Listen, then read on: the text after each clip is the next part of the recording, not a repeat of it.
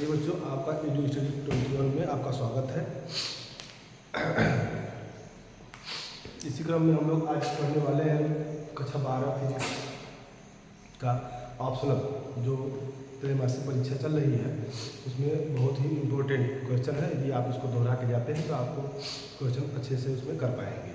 देखिए पहला क्वेश्चन है बच्चों, परावर्तन के नियमानुसार आपतित किरण, परावर्तित किरण तथा अभिलंब तीनों स्थित होते हैं। ये क्वेश्चन पूछ रहा है कि परावर्तन के नियम से, तो परावर्तन का नियम होता क्या है, पहले ये देख लीजिए। आप देख लेते हैं कहाँ तक दिखता है परावर्तन का नियम। तो देखिए यहाँ से, जैसे कि जब एक समतल पृष्ठ होता है उस पर कोई प्रकाश ऐसे आती है, आपतित किरण बोलते हैं। यहाँ से टकरा करके उसी माध्यम में चली जाती है। यहाँ एक खींचते हैं अभिलंब, क्या होता है अभिलंब, इसको बोलते हैं आपतित किरण, और इसको बोलते हैं परावर्तित किरण। तो परावर्तन के लिए होता है कि आपतित किरण, अभिलंब और परावर्तित किरण, ये कोण आई और ये कोण क्या होता है। तो जब कोई प्रकाश एक माध्यम से चल करके चिकने पे टकरा करके उसी माध्यम में वापस आता है तो इस घटना को बोलते हैं प्रकाश का परावर्तन होता है। वही कह रहा है कि प्रकाश के परावर्तन के नियमानुसार आपतित किरण, परावर्तित किरण तथा अभिलंब तीनों स्थित होते हैं। तब कहाँ स्थित होते हैं ये देखिए, ठीक है। एक ही तल में एक दूसरे के लंबवत, एक दूसरे के समांतर, इनमें से कोई देखिए आपतित किरण, अभिलंब और परावर्तित किरण तीनों कहाँ है, एक ही तल में। यदि इसको यहाँ से डाला जाएगा ऐसे, तभी ये यहीं से निकल जाएगा। वो तल क्या होगा, वही तल होगा जहाँ से ये जा रहा था, वही तल यहाँ से उसी तल में, जिस तल से ये दोनों निकल जा रहे थे उसी तल से भी जा रहा है। इसका मतलब इसका ऑप्शन क्या होगा, एक ही तल में। परावर्तन के नियमानुसार आपतित किरण, परावर्तित किरण तथा अभिलंब तीनों स्थित होते हैं। कहाँ होते हैं, तो एक ही तल में होते हैं। दूसरा नियम, दूसरा क्वेश्चन बच्चों, किसी समतल दर्पण पर प्रकाश की किरण अभिलंबवत आपतित होती है तो परावर्तन कोण का मान होता है। फिर ध्यान से क्वेश्चन को पढ़िए। क्वेश्चन यदि नहीं समझ में आता है तो एक बार क्वेश्चन दो बार ध्यान से पढ़ेंगे तो जरूर क्वेश्चन आ जाएगा। फिर समझिए इसको, किसी समतल दर्पण, देखिए यही समतल दर्पण है, इसी पर कर रहा है।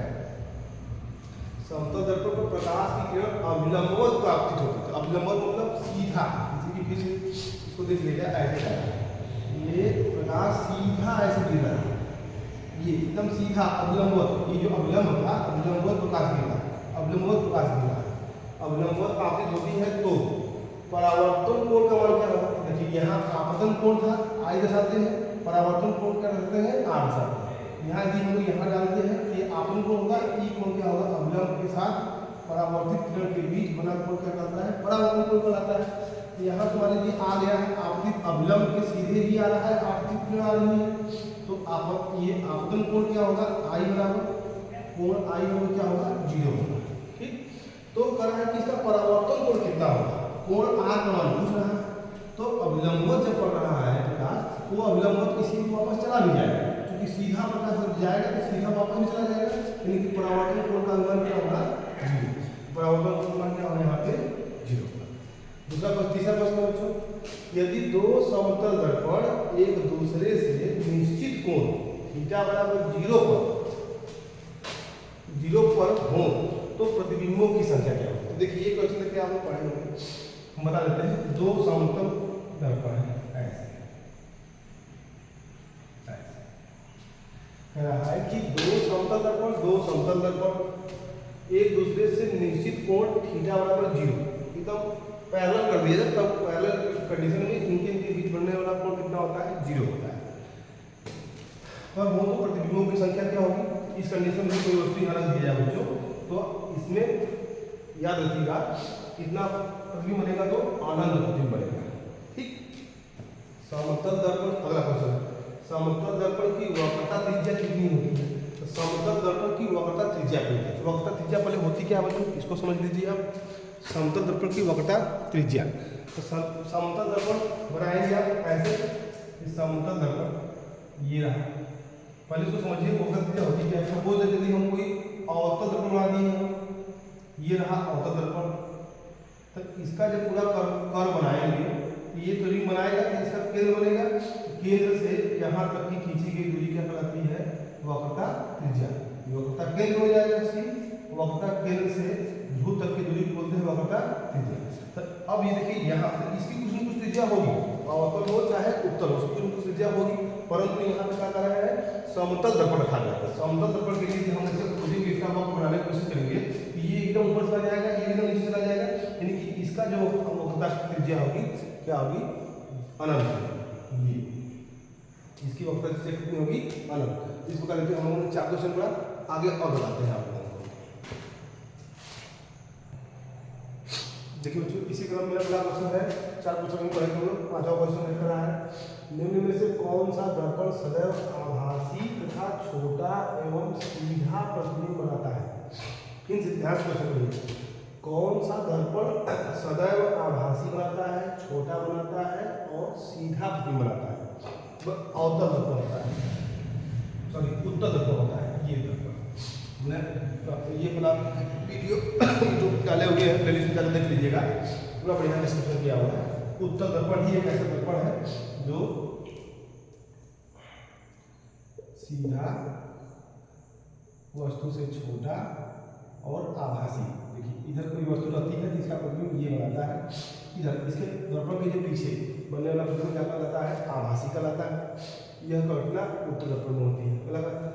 अवतल दर्पण के सामने अनंत पर स्थित वस्तु का प्रतिबिंब बनता है। ये अवतल दर्पण है, इस तरह अवतल दर्पण है, वस्तु कहाँ पर है? अनंत। ये हम बता रखे हैं कि वीडियो बना देख लीजिएगा, उसमें पूरा बढ़िया से पूरा ट्रिक बताया है कैसे कैसे निकलना है। उसमें सिंपल सा है कि अवतल दर्पण के सामने अनंत पर कोई वस्तु रखी गई है जिसका प्रतिबिंब कहाँ बनता है? तो फोकस बनता है। कहाँ बनता है? फोकस। या अनंत पर वस्तु है जिसका प्रतिबिंब कहाँ बनेगा? फोकस पर। यदि फोकस पर वस्तु रहती है तो उसका प्रतिबिंब कहाँ बनेगा? अनंत बनेगा। वस्तु से बड़े आकार का प्रतिबिंब बनाया जाता है। वस्तु से बड़े आकार का प्रतिबिंब बनाया जाता है किसकी वजह से? उत्तल दर्पण द्वारा, समतल दर्पण द्वारा, अवतल दर्पण द्वारा। उत्तल और समतल दोनों, इसमें यही है, उस वीडियो में देख लीजिएगा जिससे बनाया हुआ है। अवतल दर्पण द्वारा वस्तु से बड़ा प्रतिबिंब बनाया जाता है, वो भी आभासी दर्पण के पीछे।